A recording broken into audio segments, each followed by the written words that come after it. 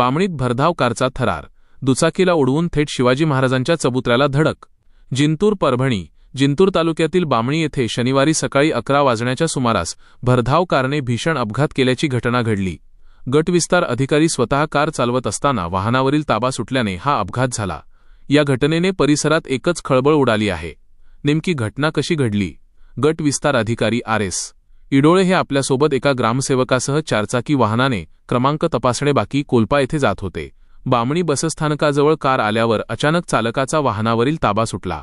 भरधाव असलेल्या या कारने रस्त्याच्या कडेला उभ्या असलेल्या एका दुचाकीला जोरदार धडक दिली। त्यानंतर समोरून येत असलेल्या राहुल डाखुरे यांच्या दुचाकीवर कार आदळणार इतक्यात राहुल यांनी वेळीच प्रसंगावधान राखून दुचाकी बाजूला घेतल्याने मोठा अनर्थ टळला। शेवटी ही अनियंत्रित कार थेट छत्रपती शिवाजी महाराजांच्या पुतळ्याच्या चबुतऱ्यावर जाऊन जोरात आदळली। सुदैवाने मोठी दुर्घटना टळली। अपघाताची तीव्रता इतकी भीषण होती की कारचे मोठ्या प्रमाणात नुकसान झाले आहे। परिसरातील नागरिकांनी तत्काळ धाव घेऊन कारमधील गट विस्तार अधिकारी आर.एस.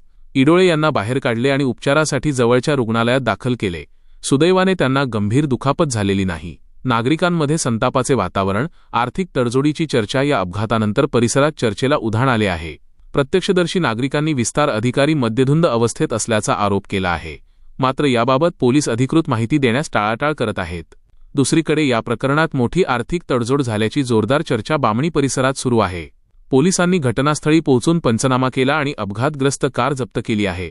परंतु केवळ किरकोळ अपघाताचा गुन्हा दाखल केल्याने नागरिकांमध्ये नाराजीचा सूर उमटत आहे। आता वैद्यकीय अहवालाकडे लक्ष। गट विस्तार अधिकारी नेमक्या कोणत्या स्थितीत वाहन चालवत होते आणि अपघाताचे नेमके कारण काय याचा उलगडा वैद्यकीय तपासणी अहवालानंतरच होणार आहे। पोलीस या प्रकरणाचा पुढील तपास करत आहेत।